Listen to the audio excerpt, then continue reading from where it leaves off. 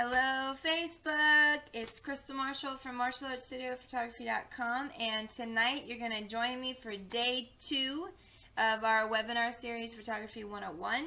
Yesterday, if you missed out, it's still on my Facebook page, which is Marshall Art Studio, on the Facebook page, facebook.com/MarshallArtStudio, but it's right here on the bottom of the screen, you can see it. But yesterday we talked about different kinds of cameras, what all the numbers mean, different kinds of lenses. So today we're going to talk about, let's say you did go to Best Buy or Amazon and got a DSLR, maybe a Nikon or a Canon Rebel, and you don't really know how to use it. Well, let me tell you that when I got my first camera, I didn't know how to use it either, and I'm not going to lie, the photos were rough. I basically just put it on auto and thought I was so pro, thinking that, you know, having a nice camera, you're going to be professional. Like we talked about yesterday, it's not the camera, but it's the knowledge behind the camera. So I'm going to talk a little bit today about how starting off on your camera, how to kind of use the buttons, use the functions to make it be a wonderful tool and a wonderful instrument for you. Okay, so let me hop you over here to, oh, where am I? Oh, there you are. So here we go. Let me make this a little bit smaller here. There you go. All right, so here we go. Yesterday, let me review this slide. Yesterday we talked about what is photography.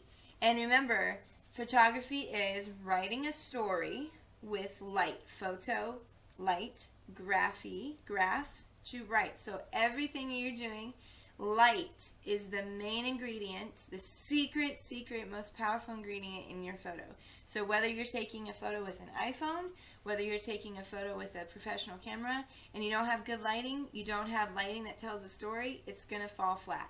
Just like if you follow my Facebook page today, I went to Zoe's kitchen and I had my beautiful plate of food and I took a picture. Let me just show it to you. I took it, where is it? So I had a beautiful plate of food. There it is. Alright, let me pop it over to you so you can see it. So I had a beautiful plate of food.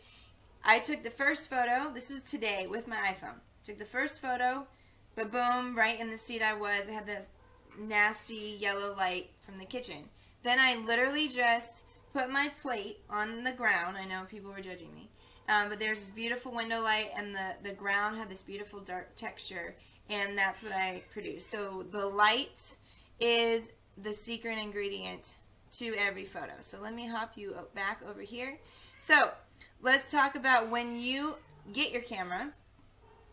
True story, this happened to me. Had my first shoot, senior shoot way back in 2010 or 11.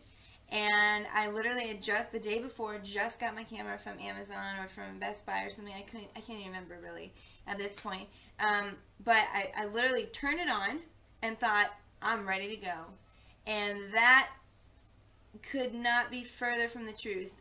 You need to set up some things before you're ready to take a picture. Okay, so let me tell you that having your camera, just turning it on, is probably not going to be the settings that you want. True story, what happened in that shoot, that same senior shoot that I just told you about, I took the entire shoot. I thought I was like ready to go. I was so pro. I went home to Photoshop the images. Sorry, my cats are wrestling and all that, so that's what you hear. Photoshop the images, and guess what? Every single one of my photos were sized to the lowest quality, web quality. Because my camera, the default setting, I don't even know why this was, but the default setting on that camera was web quality. So it was very, very low. And that means my client could only print out the photos this big, maximum. I was so embarrassed. And so she went to use those photos for like modeling headshots and stuff like that, and they actually weren't high resolution enough to make bigger for her portfolio. I was really embarrassed. Okay, so when you get your camera out of the box, before you even take a photo, you need to, either YouTube some functions on your camera, whatever camera you have, like how to do this, how to set that, or use the manual that comes with the camera. Okay, so first order of business, going to the menu and going to quality. Now on my camera here, you see a button called quality. You can also do that in the menu or in the info, depending on what camera you have, to make it. Now I shoot, oh, I skipped white balance. I'll come back to that. I shoot raw, which is, that's a whole nother discussion, but basically that's kind of what professional photographers use as their raw materials to build the image and edit them later.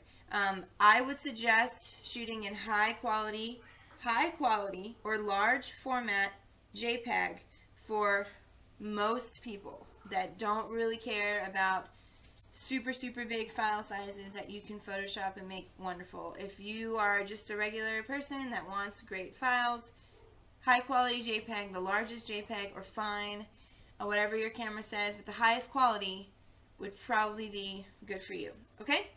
White balance. This is a big one because what is white balance? Basically, every kind of light has a different temperature. Okay, so if you go to the kitchen and you go and you turn on that light above the oven, it's going to be this really yellow, kind of incandescent look. If you go to a school or to a government building, you're going to have those fluorescent, kind of a whitish, bluish, fluorescent look. If you're going to go to a wedding that's a candlelight wedding or a evening dance and it's like this romantic candlelight, it's very warm, very yellow. If you go outside, it's kind of this maybe a little bit yellow sunset. So every kind of light has a different temperature. Okay, so before you just start shooting, you need to understand that your camera is really trying to figure out what kind of light is best to enter your camera. And a lot of times the auto isn't very smart. So sometimes if you go from outside to inside to church to a bowling alley, your camera might get confused. Okay? Man, my cats are having a lot of fun down there. Are you guys playing? But anyway, so my suggestion is, if you know, especially if you read the manual on your camera to know how to change the white balance, there's different presets that you're going to see. So on mine, let me hop it over here. Let's see here.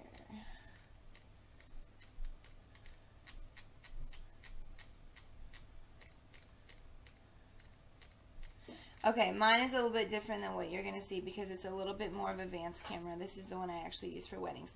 But in most situations, you're going to have the one that you're seeing right now is a little bit of a different situation. So you're going to actually see a picture that's like a picture of a light bulb, a picture of a cloud, a picture of a sun, a picture of a fluorescent bulb. So you're going to pick whatever picture is appropriate for you.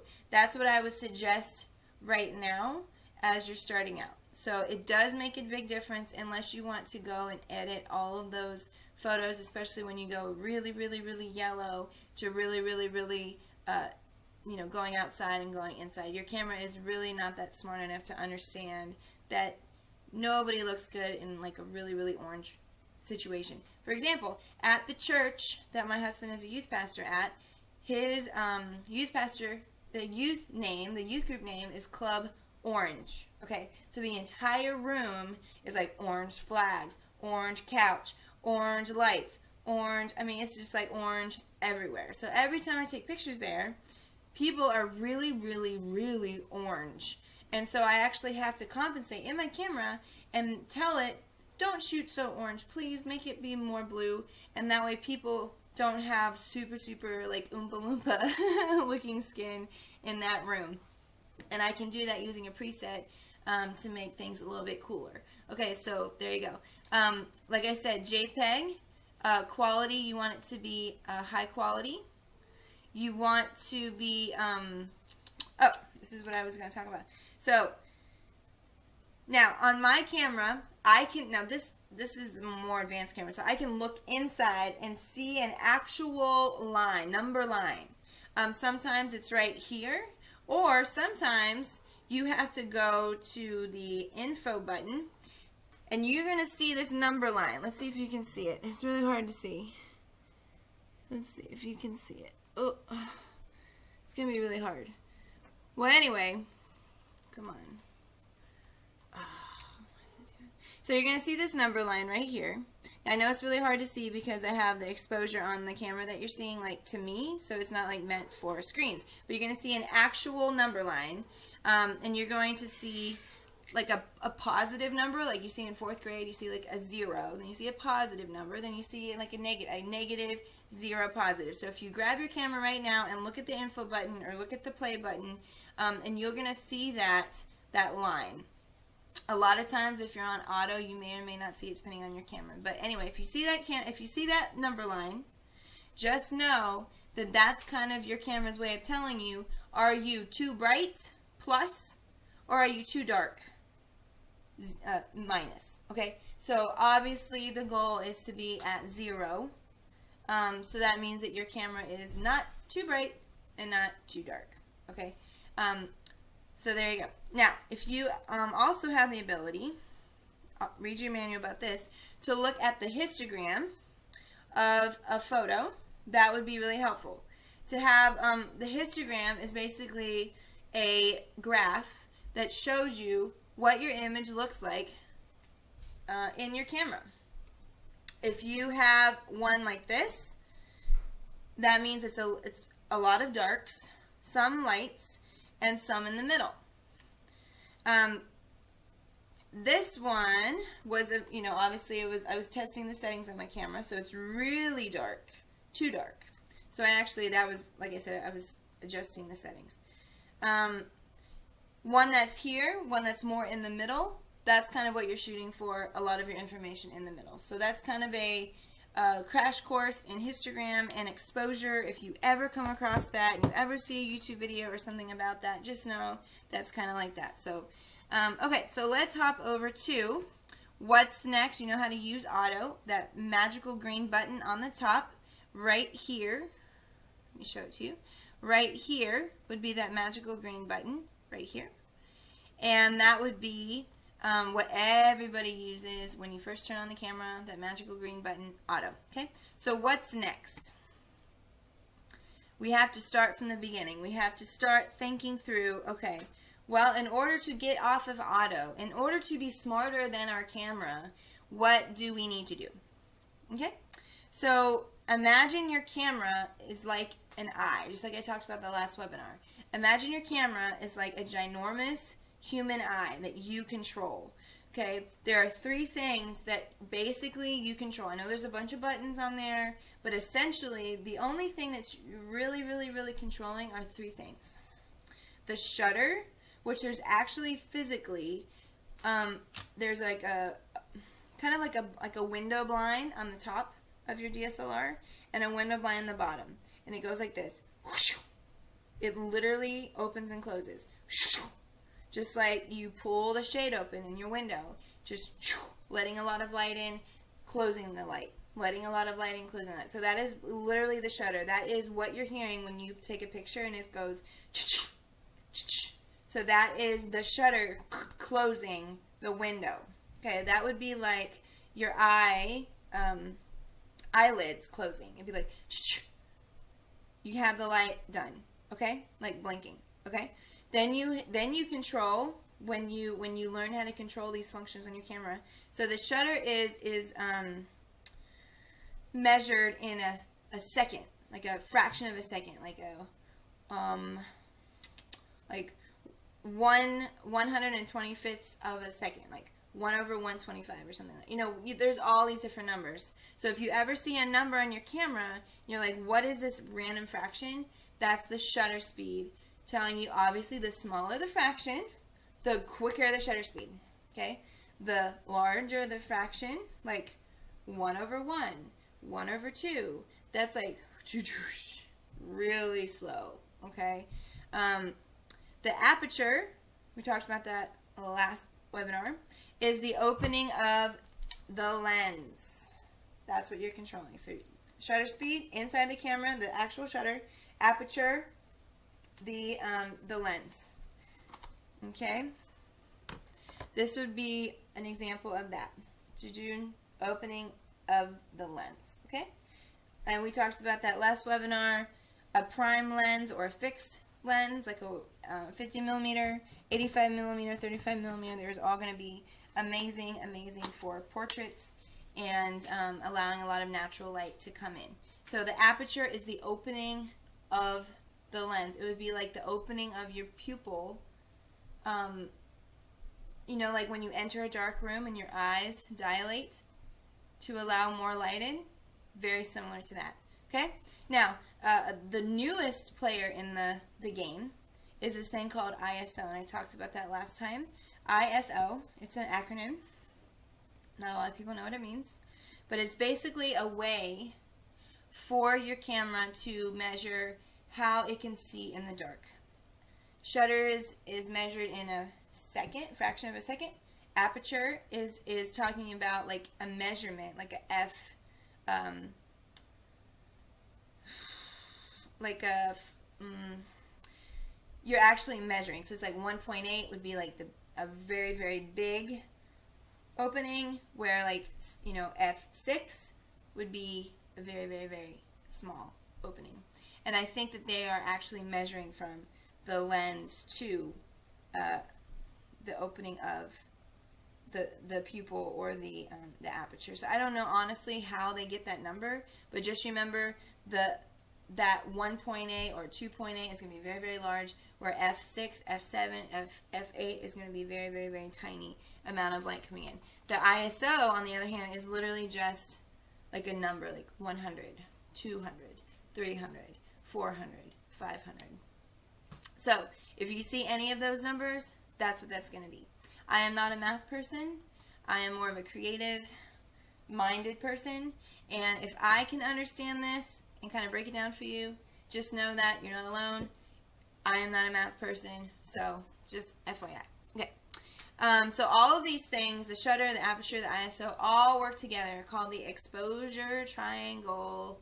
Okay, so think of it this triangle, where every single piece, the aperture, the ISO, and the shutter speed, all work together to form your image. If something is a little off kilter, your image might be too dark. Something is a little off kilter this way, your image might be too blurry.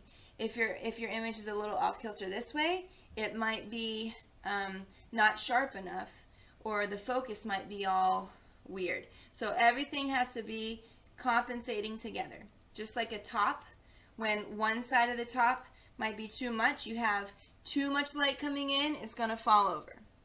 When you have too high ISO, it's going to be too grainy, the image quality is going to suffer. So everything has to be equally balanced to get a good photo. So that's going to help you out a lot. Okay, so here we go. We talked about that. Three things work together: shutter, aperture, ISO. Those are essentially the three things a photographer is changing in their camera once they know how to manipulate the instrument to tell their story. Okay? First of all, we talked about that, how fast your camera's window is actually opening and closing to receive light, measured in a fraction of a second, like 1/100. Watch out. The slower the number, the more risk that you will take to get a blurry image. This is why an iPhone was never ever meant to replace an actual camera, because an iPhone is pre-set up to have a really, really low shutter speed, where the images get very blurry very quickly. In a dark place, it's trying to receive a lot of light because the sensor is not really big enough to handle low light situations. So that's why a lot of times in an iPhone photo or a phone camera photo, images are going to be very blurry. They're going to be very motiony, just, because it's really trying to receive a lot of light. Okay, so that could happen to you. The aperture, how big your lens is opening to receive light. Like I said, the bigger the hole, the more light. It's measured in an F number, like 2.8. F means focal size. That's what I was looking for, focal size. But watch out. The focal size, the aperture,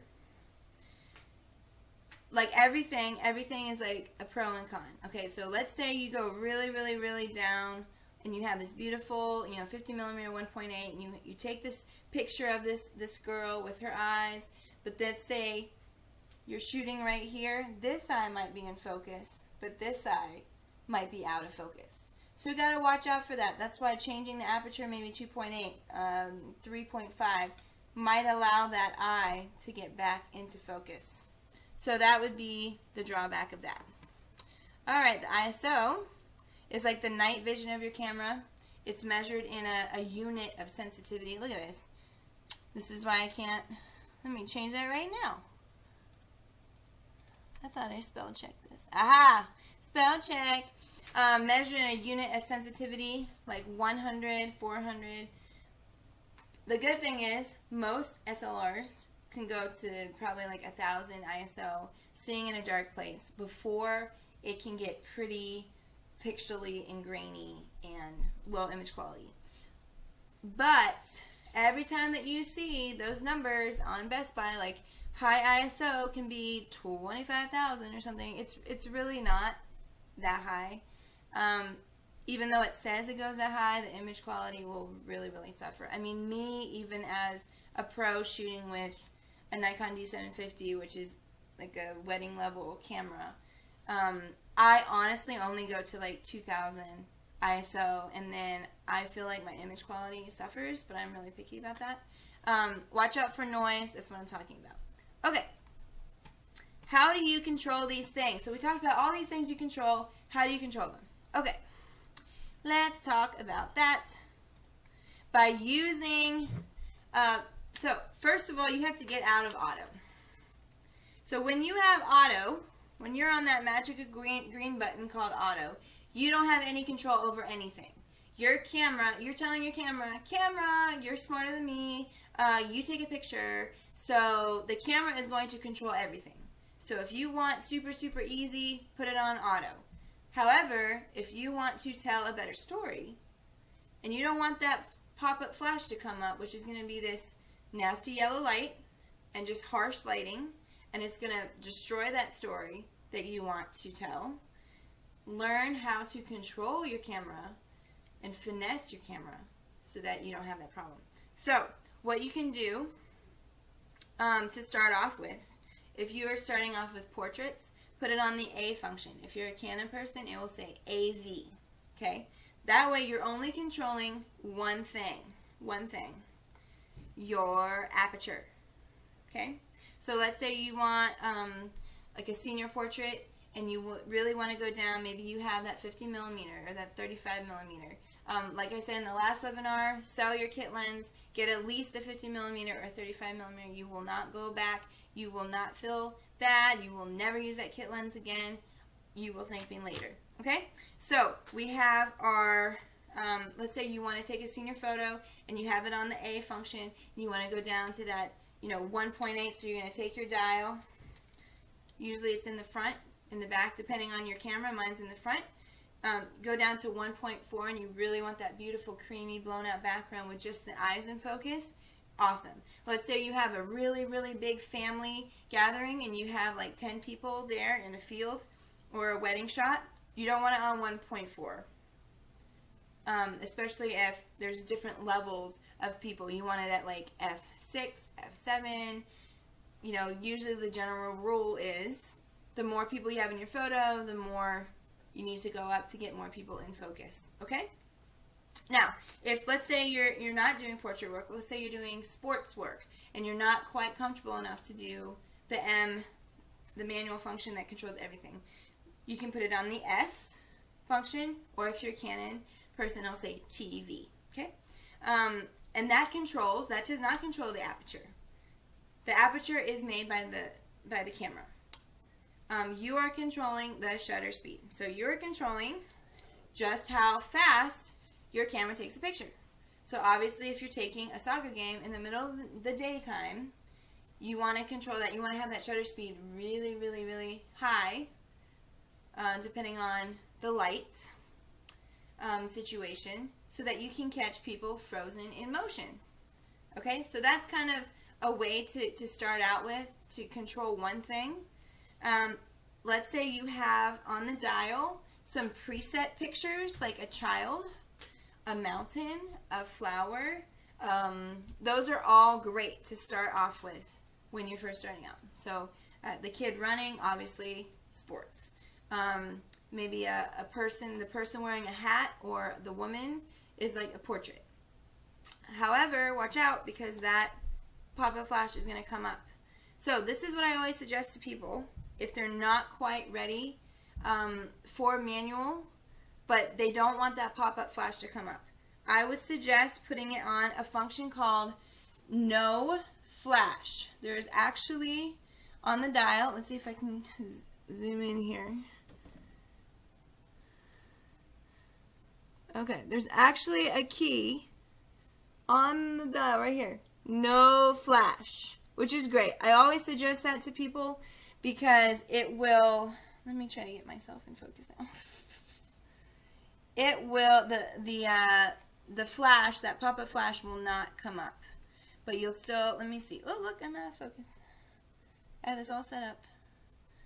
Okay, that's pretty good. So here I am. So, okay, so that's kind of what I would start with first. Okay, and I get that question a lot. How do I start off? I have this camera. What do I do? That's what I would do. Okay. All right, so like I said, if you have it on auto, your camera is going to literally spin 3 plates. ISO, aperture, shutter speed. It is literally going to think. Now, the auto function on these cameras is amazing. 20 years ago, when you had a 35mm from the store, it would not have that function. Literally, if you bought a camera from the store, there was no auto function. You had to know how to control everything because cameras were not that smart. Fortunately, we have a little bit better technology. But it's good to know how a camera works, just like there was 20 years ago, because that's what makes beautiful images, is not just the auto. Okay, so you're spinning 3 plates. You're spinning the ISO plate. You're spinning the aperture plate. You're spinning the shutter speed plate. Imagine you're on a seesaw. If the aperture is really, really high, having this really, really closed eye, that's too dark, and the seesaw is going to fall this way. You need to brighten it up by maybe boosting the ISO, but watch out because it could have image quality problems, or lowering that shutter speed to allow more light in through the shutter. Does that make sense? So every plate has to spin in order for the image to be a good exposure. If one is too much, it's going to fall. Okay? What do you want your story to be about? If you want a creamy and buttery background, changing the aperture to really, really opening that up, which is great. But then it might be so bright that your photo might be too bright. So you might want to up that shutter speed to allow less light to come in, and then lower that ISO to allow, obviously, less light to come in. So every piece has to fit in. So those are all the things I'm thinking about when I'm taking a photo. I'm thinking about spinning my 3 plates. I'm thinking about posing. I'm thinking about interacting. I'm thinking about lighting. I'm thinking about all these things when you take a photo. Which is why when you hire somebody to take your photos, they really have to know the knowledge of how to do this. All right. Let's look at some examples. All right, so here we go. We have 3 pictures. This is my son holding a rose in our dining room. The aperture, this is what you're going to see a lot. If you're on like a Flickr website or whatever and you see an image and you see all these random numbers, this is what it means. The aperture was at 1.8. The shutter was at 1/125, or 1/125th of a second. The ISO was at 500. This one was broad daylight outside at the beach, like this summer. Aperture was like 4.5. Shutter was like 2,000. I just say 2,000. You can say 1/2000, 2,000ths of a second. I just say 2,000. ISO was like 100. You see that? Low ISO is super bright outside. Want that shutter speed up. because it was broad sunlight. We want to close the aperture because there is too much light around. This one with the boy and the dog was like sunset 2 years ago, and I really, it was just a lot of light, so I was closing up the aperture, f6. I want to get a little bit of a silhouette. The shutter speed was at 200, ISO 200. Okay, so how does it all look? It's like a recipe for your photos. All the pieces of the exposure triangle work together to tell your story. So if you're making cookies and Betty Crocker's recipe says 2 cups of sugar, 1 tablespoon of baking soda, 1 egg, whatever. You know that's the recipe that you make to get cookies. If you have a recipe for a photo and you see a photographer's photo and they have ISO this, aperture was f-stop this, it's essentially their recipe to get that, what they did to get that photo. Though, you know, obviously it's debatable if people take the same recipe, might not turn out the same because it's a different artist, but bear with me, the principle, you know, you understand. It's just an example. Okay. So, knowing all of that, how the aperture and how the ISO and how the shutter speed all work together to create this image, once you learn how to get out of auto, you can start to do things like this slide. We have some real, and all of these were done with no Photoshop. And I'm going to talk about that in the 4th webinar on the 28th, how to do all of these things. But you can do this amazing long shutter speed to get those light trails. You can do this really cool blurry, you know, focus, you know, out of focus dreamy look. You can do these amazing streaks of light with long shutter speed. You can do, you know, double exposure if your camera can do that, by putting 2 images together inside your camera without Photoshop. So once you learn how to control all the pieces of the exposure triangle and you master that, and believe me, I am telling you, I did not learn how to shoot manual and to spin all 3 of those plates like I talked about until probably 3 years ago. I was on auto for a whole year. Then I did aperture mode, the A, just controlling the aperture for like 6 months. And then I went into the shutter mode because I like that, working with children, working with fast action subjects better. So I did that for like 6 months. And then I started getting into manual. So it was a journey. It was a process. Yo-Yo Ma didn't become Yo-Yo Ma day 1 when he was 5. It was just years of mastering and practicing and learning to hone his craft and hone his instrument. So that's, just know it's a journey, and every year you learn something, you try something, you fail, you learn again, you try again. So don't be discouraged if, you know, you feel like it's overwhelming you. Don't be discouraged. Just keep trying, keep going out there, make mistakes, get messy, just like Miss Frizzle used to say. And again, this is Crystal Marshall from martialartstudiophotography.com. You can follow me at Chica Marsh on Instagram. You can follow me on Facebook, Martial Art Studio. But join me this coming up Friday, so 6 days from now, for what makes a good photo, some really cool principles of light that you can apply to any camera that you have. It doesn't matter if you have an SLR. And then that next Saturday, the 28th, at 9 p.m. for both, we're going to do really cool camera tricks. I'm going to pull out some prisms. I'm going to pull out some sparklers, how to do long shutter, all that stuff for the advanced crowd. And hope you join me next couple of weeks. And thank you so much for your support. And have a good evening. Where are you?